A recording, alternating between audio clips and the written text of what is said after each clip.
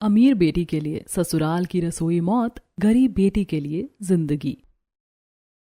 शालिनी अपने कमरे के बाहर खड़ी होकर अपनी बेटी रिया को आवाज देकर कहती है, रिया बेटा, जल्दी चल, शगुन के लिए देर हो जाएगी। पंडित जी ने जो शुभ मुहूर्त बताया है, हमें ठीक उसी समय पर पहुंचना है।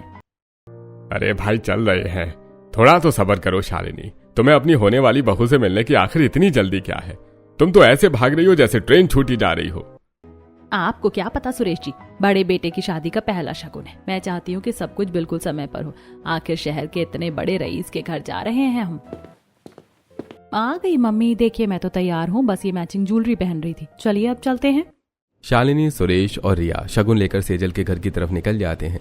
दूसरी तरफ सेजल की माँ रसोई में पसीने से तरबतर होकर तरह तरह के पकवान बना रही है। रसोई बहुत बड़ी और आधुनिक है। सेजल की माँ बार बार घड़ी देख रही है। तभी सेजल वहां आती है। तब सेजल की माँ सेजल से, बेटा सेजल, तेरे ससुराल वाले किसी भी वक्त यहाँ पहुँचते ही होंगे। अभी बहुत सारा खाना बनाना बाकी है, तू जल्दी से मेरे साथ थोड़ा हाथ बटा दे।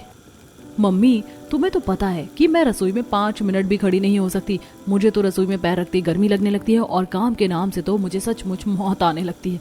ये सब चूल्हा चौका मेरे बस का नहीं है। आप खुद ही मैनेज करो, मैं जा रही हूँ अपना मेकअप पूरा करने। ऐसा कहकर सेजल वहां से अपने कमरे में चली जाती है। उसकी माँ गहरी सांस लेती है और अकेले ही काम में जुट जाती है। वो मन ही मन सोचती है, हे भगवान, पता नहीं ये लड़की जब अपने ससुराल जाएगी तो क्या करेगी। रसोई में खड़े होते ही इसको मौत आने लगती है। थोड़ी देर बाद शालिनी अपने परिवार के साथ सेजल के घर पहुंचती है। सेजल की माँ और उसके पिता उनका स्वागत करते हैं। लिविंग रूम में सब लोग बैठते हैं और फिर खाने की मेज पर आमंत्रित किए जाते हैं। मेज पर शाही पकवान सजे हुए हैं। सेजल सभी को खाना परोसती है। तब आदर्श कहता है, वाह आंटी, खाना तो सच में बहुत स्वादिष्ट और लाजवाब बना है। इतनी सारी वैरायटी, ये खाना बनाया किसने है? सेजल तुरंत ही बोल पड़ती है, और कौन बनाएगा आदर्श, ये सब मैंने ही बनाया है। हाँ, मम्मी ने बस थोड़ी बहुत मेरी मदद की है मसाले निकालने में। अरे वाह सेजल बेटा, तुम इतनी सुंदर और मॉडर्न होने के साथ साथ इतना अच्छा खाना भी बनाती हो।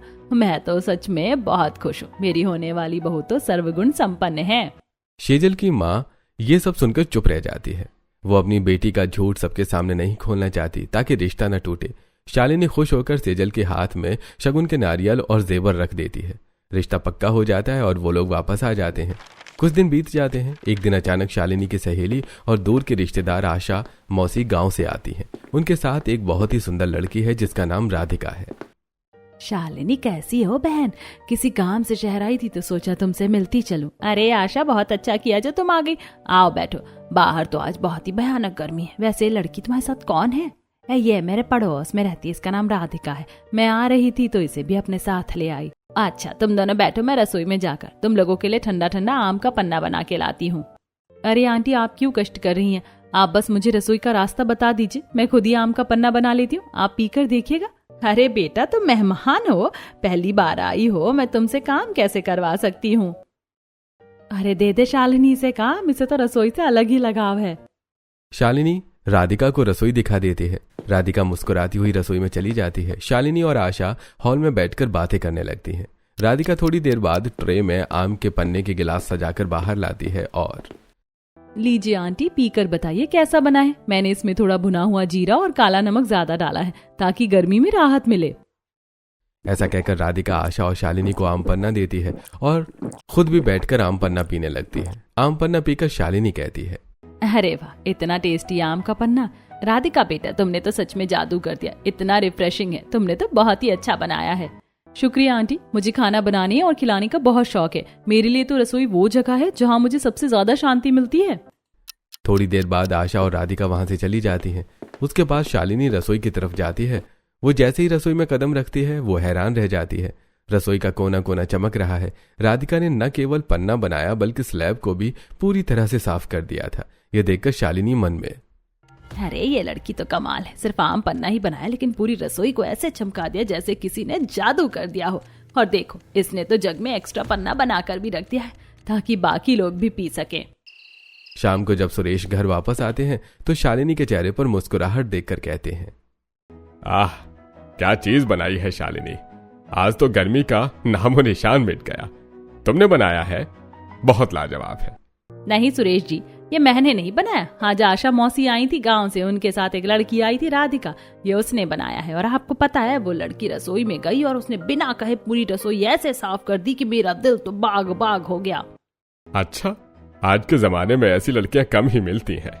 सुरेश जी, मैं सोच रही हूँ कि हमारा छोटा बेटा वरुण भी तो अब शादी के लायक हो गया है, क्यों ना मैं इस राधिका को ही अपने घर की छोटी बहू बना लूं। वो बहुत ही सुशील और मेहनती लग रही है, भले ही वो गरीब घर की है लेकिन उसके संस्कार बहुत अमीर हैं।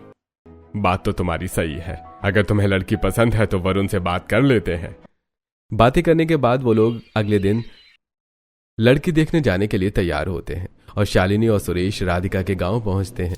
उधर राधिका रसोई में चूल्हे के पास बैठी है और बड़े ही मगन होकर रोटियां सेक रही है। गर्मी की वजह से उसका चेहरा लाल है। तभी राधिका की माँ कहती है, बेटा राधिका, तू कब से इस तपते चूल्हे के पास बैठी खाना बना रही है? थोड़ी देर पंखे में आकर बैठ जा, मैं बना देती हूँ बाकी रोटियाँ। अरे नहीं माँ, तुम्हें तो पता है कि मेरे लिए रसोई मेरी जिंदगी है। मुझे दुनिया के किसी भी कोने में उतना सुकून नहीं मिलता जितना इस रसोई में मिलता है। आप जाओ आराम करो, मैं बस अभी सब खत्म करके आती हूँ। राधिका ऐसा कह रही थी तभी शालिनी अपने परिवार के साथ कमरे के अंदर आती है और राधिका की सारी बातें सुन लेती है। वो मन ही मन सोचती है, कितनी गुनी है राधिका, मैं तो अपनी बहू इसी को बनाऊंगी। सभी लोग बैठते हैं और शादी की बात होती है। राधिका सभी के लिए खाना लगाती है, सभी लोग खाना खाते हैं। इस तरह वरुण और राधिका का रिश्ता पक्का हो जाता है। कुछ ही महीनों में आदर्श की शादी सेजल से और वरुण की शादी राधिका से एक ही मंडप में होती है। धूमधाम से दोनों बहुओं का गृह प्रवेश होता है। घर में एक नई रौनक छा जाती है। अगले दिन सुबह शालिनी दोनों बहुओं से, आज तुम दोनों की इस घर में पहली रसोई। सेजल, तुम बड़ी बहू हो, इसीलिए तुम पहले रसोई में जाओ और अपने हाथ से कुछ मीठा और खाना बनाकर तैयार कर लो। उसके बाद राधिका अपनी पहली रसोई की रस्म पूरी करेगी। जी माँ जी, मैं अभी जाती हूँ।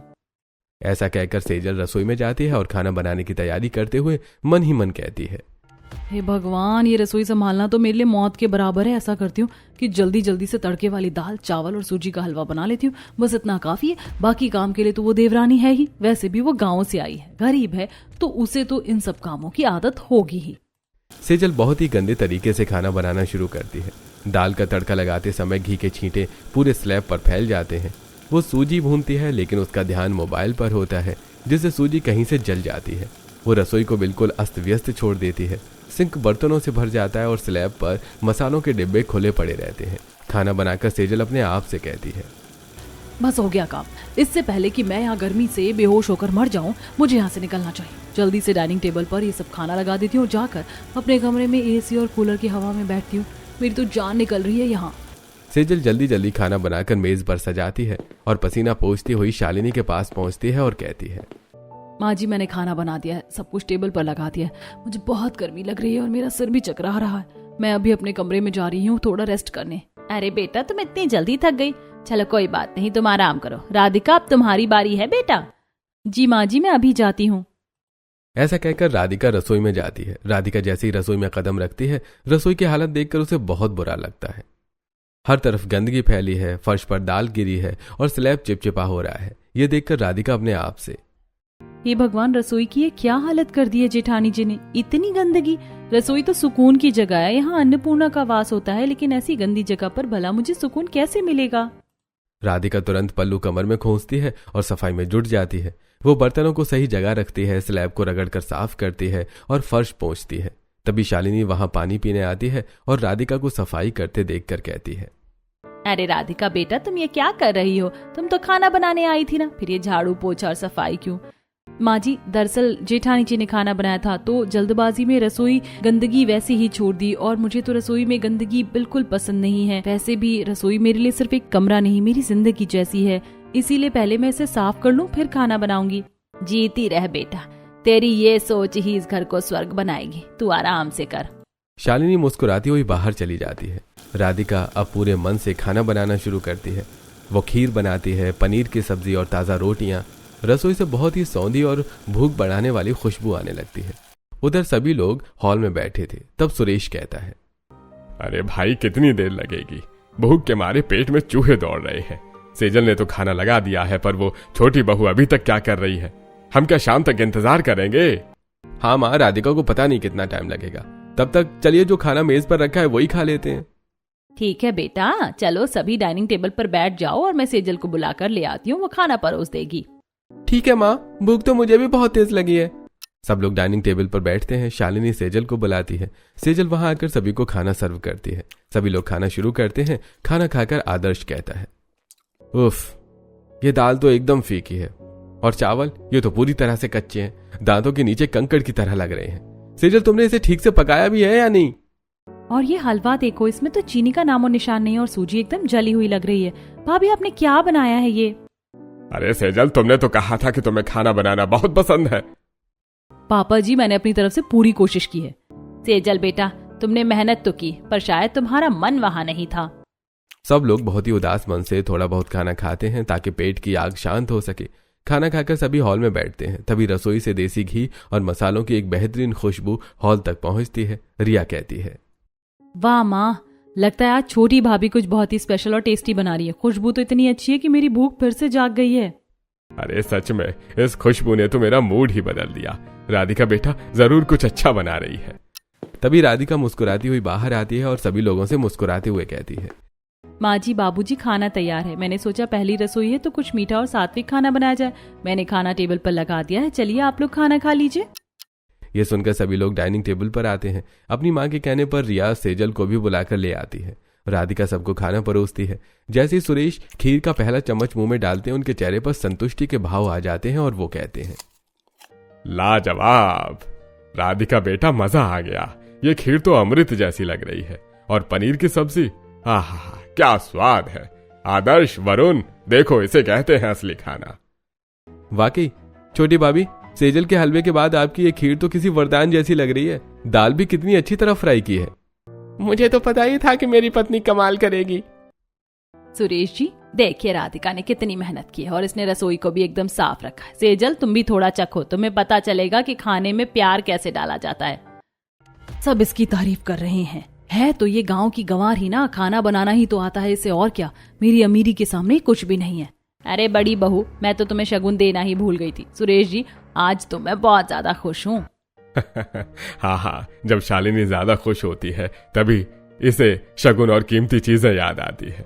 लो बहुओं, ये तुम दोनों के लिए शगुन है। सुरेश और शालिनी दोनों बहुओं को आशीर्वाद और शगुन देते हैं। पहली रसोई की रस्म खत्म होती है, लेकिन घर में एक अदृश्य दीवार खिंच जाती है। धीरे धीरे समय अपनी गति से बीतने लगता है। शादी के कुछ महीने गुजर चुके हैं। गर्मियों का मौसम अपने चरम पर है। एक दिन शालिनी सेजल से कहती है, सेजल बेटा, देखो, जब से तुम दोनों इस घर में आई हो, मैं देख रही हूँ कि दोनों वक्त का खाना अकेले राधिका ही बना रही है। वो बेचारी सुबह से शाम तक रसोई में जुटी रहती है, लेकिन क्या तुम्हें नहीं लगता कि तुम्हें भी जाकर थोड़ा हाथ बटाना चाहिए?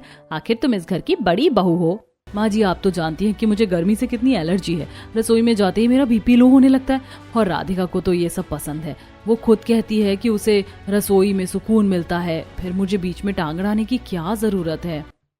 बेटा, वो ऐसा कहती है, इसका मतलब ये नहीं कि सारा बोझ उसी पर डाल दिया जाए। जाओ, आज उसकी मदद करो, कम से कम सब्जियां ही कटवा दो ताकि उसे थोड़ी राहत मिले। उफ, ये बुढ़िया तो मेरे पीछे ही पड़ गई है। चैन से एसी में बैठने भी नहीं देती। अब जाना ही पड़ेगा, वरना शाम को आदर्श के सामने मेरा रोना रोएगी। सेजल भारी मन से पैर पटकते हुए रसोई में जाती है तो देखती है कि राधिका पसीने में तरबतर है और रोटियां बना रही है। सेजल राधिका को देखकर मुस्कुराती है और कहती है, देवरानी जी, मुझे माँ जी ने भेजा है आपकी मदद करने के लिए। दीजिए, मुझे क्या करना है। अरे जेठानी जी, आप क्यों कष्ट कर रही हैं? मैं कर लूंगी। वैसे तो देवरानी जी, काम करने का मुझे बिल्कुल भी शौक नहीं है, लेकिन माँ जी ने कहा है तो करना तो पड़ेगा। ठीक है, अगर आप आ ही गई हैं तो जरा ही सब्जियां काट दीजिए, इसमें मेरा काम थोड़ा जल्दी हो जाएगा। सेजल चाकू उठाती है और बेमन से सब्जियां काटना शुरू करती है। वो इतने गंदे तरीके से काम करती है कि सब्जियों के छिलके पूरे स्लैब पर बिखर जाते हैं। वो टमाटर काटती है तो उसका रस चारों तरफ फैल जाता है। राधिका ये सब देख रही है और मन ही मन परेशान होकर सोच रही थी, ये भगवान, जेठानी जी ये क्या कर रही हैं? इन्होंने तो पूरी साफ सफाई की धज्जियां उड़ा दी। मुझे तो रसोई बिल्कुल गंदी पसंद नहीं है। अब मुझे इनका किया हुआ रायता भी साफ करना पड़ेगा। इससे अच्छा तो मैं अकेले ही काम कर लेती। हे भगवान, ये काम तो मुझे पहाड़ जैसा बोझ लग रहा है। जल्दी से सब्जियां काटूं और यहाँ से भागूं। पता नहीं सासू माँ ने मुझे इस नरक में क्यों फंसा दिया। मन में ऐसा सोचने के बाद सेजल अपनी देवरानी से कहती है, देवरानी जी, एक बात पूछूं? आपको इस तपती रसोई में इतनी देर खड़े रहने में घुटन नहीं होती क्या? मुझे तो ऐसा लग रहा है जैसे मुझे मौत आ जाएगी।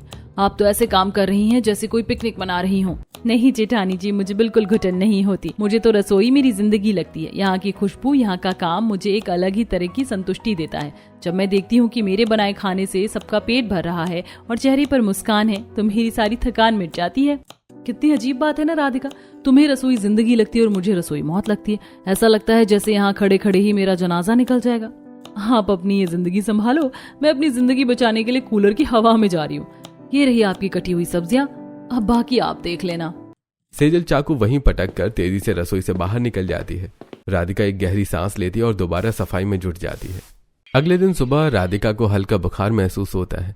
उसका शरीर तप रहा है, लेकिन फिर भी वो उठकर रसोई की तरफ जाने की कोशिश करती है।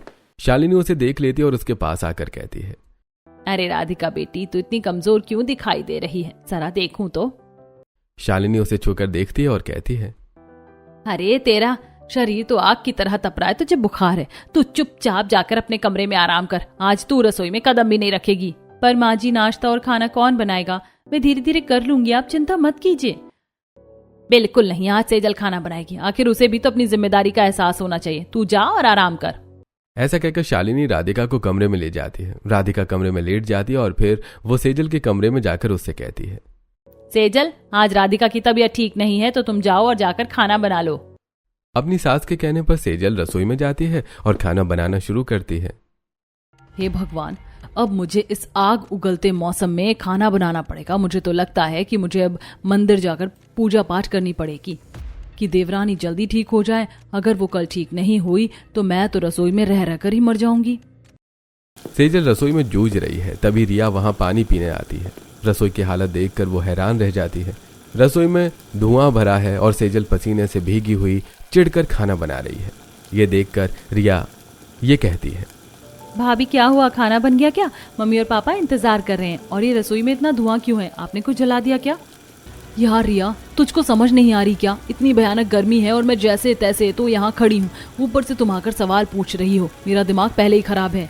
अरे भाभी, आप तो ऐसे बिहेव कर रही हैं जैसे अभी मर जाओगी आप। रसोई का काम आपको इतना बोझ क्यों लगता है? आखिर घर का ही तो काम है। तुम करके देखो, तब पता चलेगा। अपनी भाभी की कड़वी बातें सुनकर रिया को कुछ याद आ जाता है।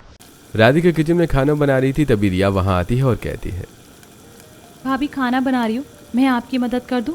अरे नहीं नहीं रिया, मुझे तो ये सब करके बहुत ही सुकून मिलता है। तुम अपना काम कर लो, मैं ये सब कर लूंगी।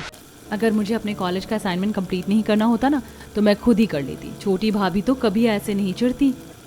रिया वहां से बड़बड़ाती हुई चली जाती है और सीधे अपनी माँ के पास पहुंचती है और कहती है, माँ, बड़ी भाभी तो रसोई में ऐसे चिढ़ रही हैं जैसे किसी ने उन्हें जंग पर भेज दिया हो। छोटी भाभी इतनी वैरायटी का खाना बनाती हैं, घंटों रसोई में रहती हैं, पर कभी उनके चेहरे पर शिकन नहीं देखी। एक वो है कि उन्हें ये सब करके जो सुकून मिलता है वो दुनिया में कहीं नहीं मिलता, और एक ये सेजल भाभी है जिन्हें रसोई मौत लगती है।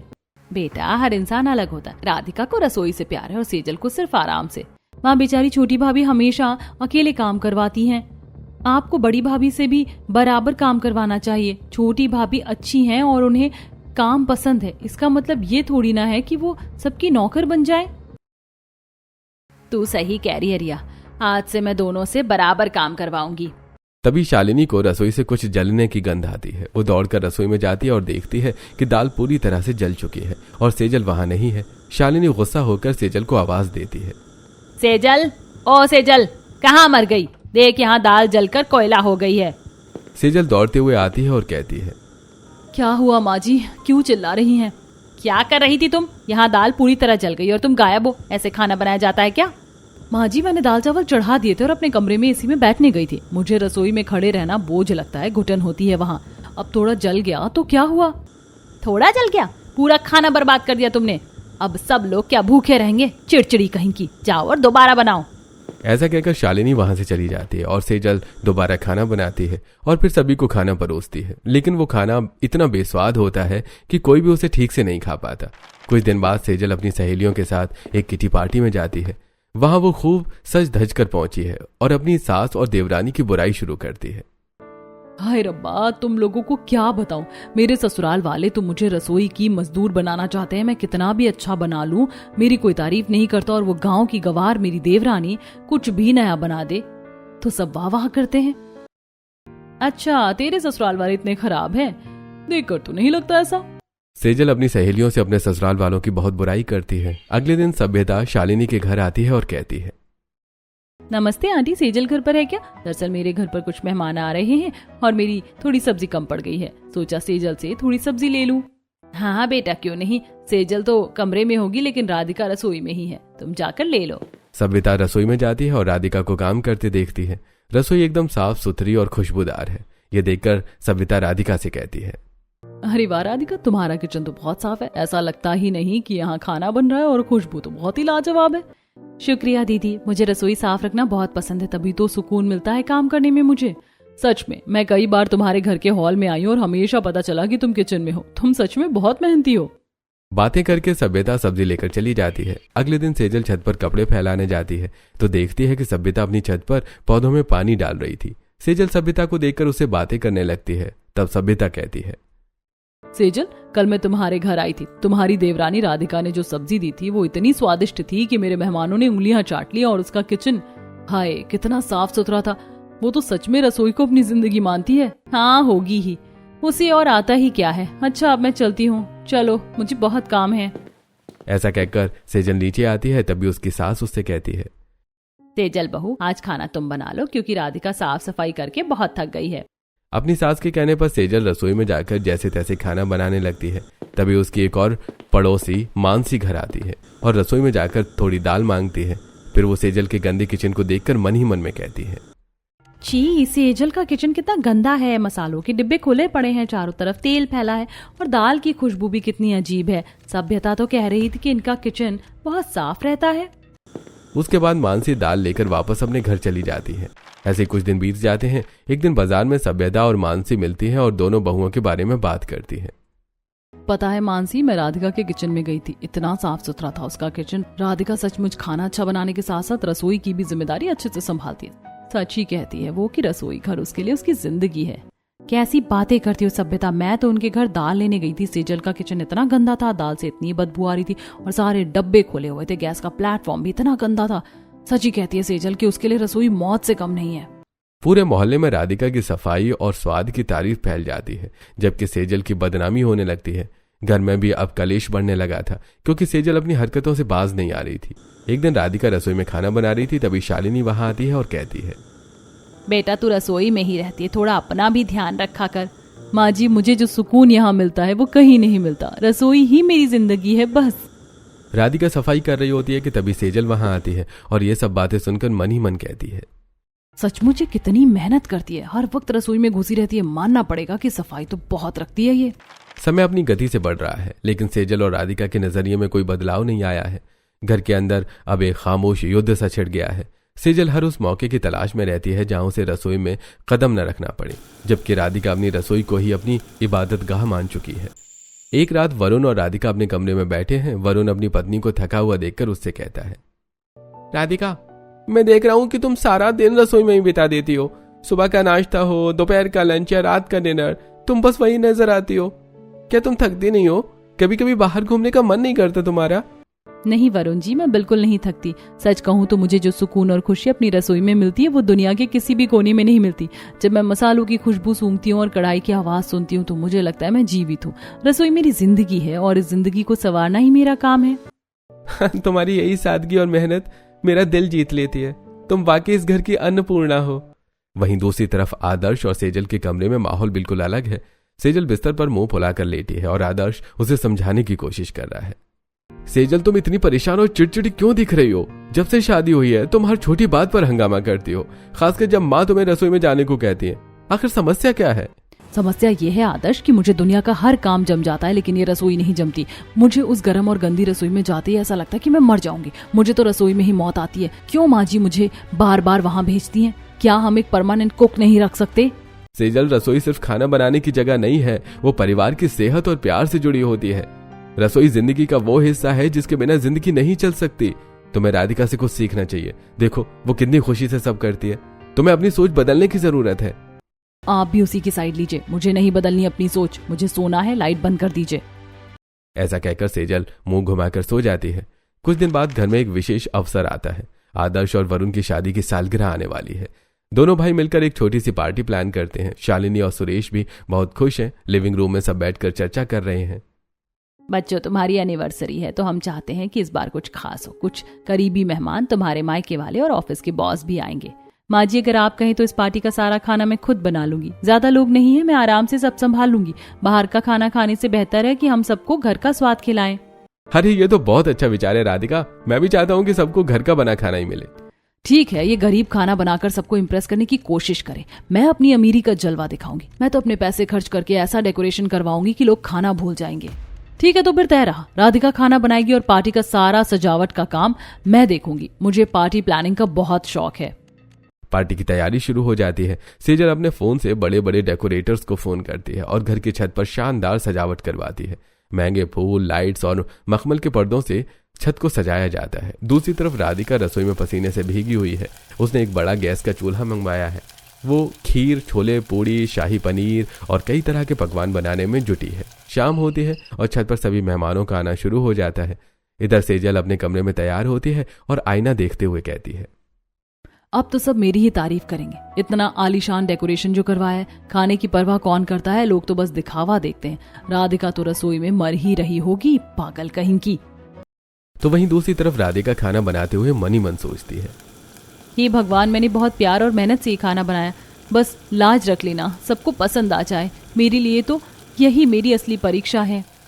शाम को सभी मेहमान आ जाते हैं। सेजल के मायके वाले और राधिका की माँ भी पहुंचते हैं। सजावट देखकर सब बहुत प्रभावित होते हैं। सेजल अपनी सहेलियों के साथ फोटो खिंचवाने में व्यस्त है और अपनी क्लास का प्रदर्शन कर रही है। थोड़ी देर बाद खाने का समय होता है। जैसे ही खाने के बर्तन खुलते हैं, उनकी खुशबू से पूरी छत महक उठती है। ओहो, क्या खुशबू है। डेकोरेशन तो अच्छा है ही, लेकिन इस खाने की महक ने तो दीवाना बना दिया है। सब लोग खाना खाना शुरू करते हैं। हर कोई राधिका की बनाई खाने की तारीफ करते नहीं थक रहा। सेजल के पिता और माँ भी खाना खाकर दंग रह जाते हैं। शालिनी जी, आप कितनी खुशनसीब हैं कि आपको राधिका जैसी बहू मिली।